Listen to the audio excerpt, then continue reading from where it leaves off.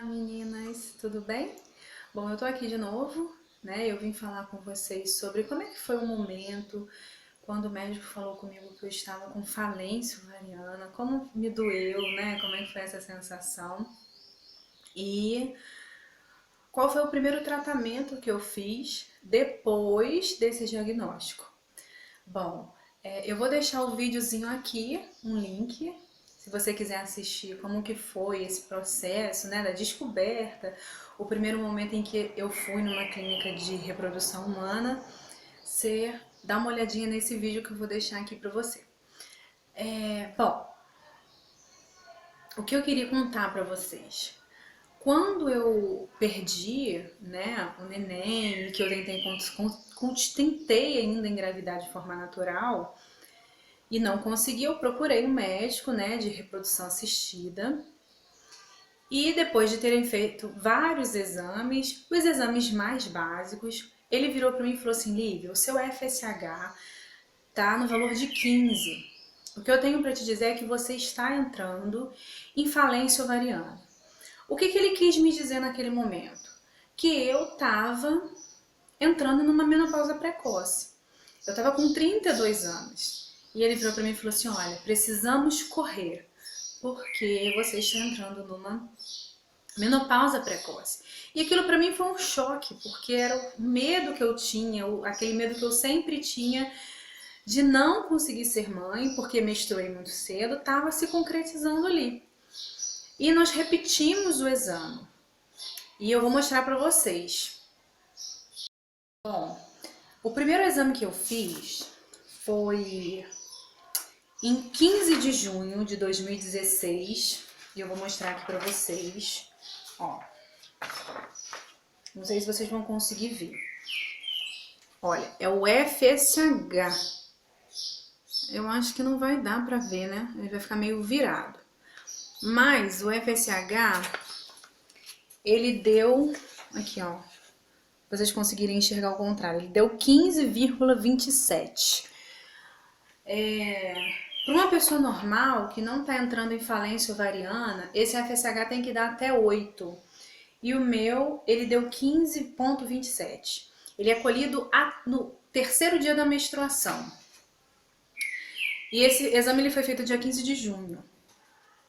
Bom, diante desse resultado, eu fiz num laboratório mais conceituado de Juiz de Fora.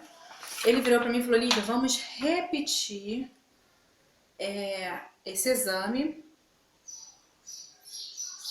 para ver se realmente o seu FSH tá batendo, né? E no dia 26 de junho, depois de uma outra menstruação, eu repeti o FSH. Eu sei que vai ficar dobrado, mas olha, tá vendo aqui, ó, resultado obtido, vocês estão vendo de forma diferente, deu 16,11, ou seja, ele estava aumentando. Isso foi em junho de 2015, os dois exames. E isso veio mostrar que realmente o meu FSH estava acima do normal, que deveria ser 8, até 8, e que eu realmente estava entrando em reserva, né, em falência ovariana, ou seja, os meus óvulos estão terminando. Mas eu lembro que ele virou para mim e falou assim: enquanto você tiver óvulo, há esperança. E foi isso que mexeu muito comigo, mudou muito, né, o meu pensamento. Foi muito complicado, foi muito difícil. Os exames que eu fiz, foi assim que eu cheguei na clínica, foram exames básicos, né? Esses aqui que eu tô mostrando para vocês foram exames básicos, tranquilos, para se fazer uma inseminação artificial, que foi o primeiro tratamento na área da reprodução humana que eu fiz, foi a inseminação artificial. Então, o mais importante aqui é o FSH, é o FSH, né? Que o meu deu alto. Isso é só pra gente ter uma noção.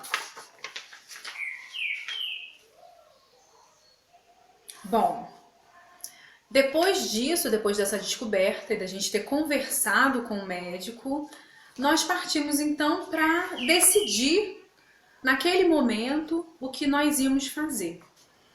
E a primeira indicação do nosso médico foi: olha, eu aconselho vocês a fazerem então uma inseminação artificial. Por quê? Na inseminação artificial, a gente pega o espermatozoide do homem, você vai tomar um remédio, e esse espermatozoide a gente vai tratar, vai pegar somente os que são bons, os que são viáveis, e quando você estiver ovulando, que a gente dá um remedinho para isso, a gente vai injetar o espermatozoide dentro do útero. Bom, como que é o processo de inseminação artificial? O médico ele passa pra gente um remédio via oral para induzir a ovulação. O mesmo que eu usei no tratamento de inseminação artificial. Desculpa, o mesmo que eu usei no coito programado. Então pode ser o Clomid ou o Indux, no meu caso eu usei o Clomid. E o médico ele vai acompanhando o desenvolvimento dos folículos até o momento em que ele chega num tamanho adequado para isso. Quando ele chega nesse tamanho adequado, você toma um remédio para amadurecer. Eu não me recordo muito bem, que eu não tenho isso aqui em casa. Isso ficou na clínica. Então a gente toma um remédio para amadurecer. Vai amadurecer, o médico vai te falar, depois de, se eu não me engano, são 24 horas. Ele vai combinar com você de você ir para a clínica junto com o seu esposo.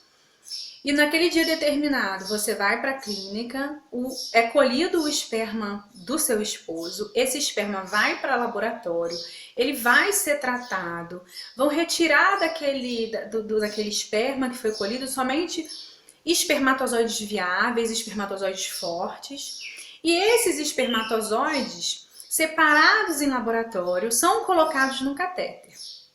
Bom, você vai para uma sala, fica em posição ginecológica, não toma anestesia, não toma nada.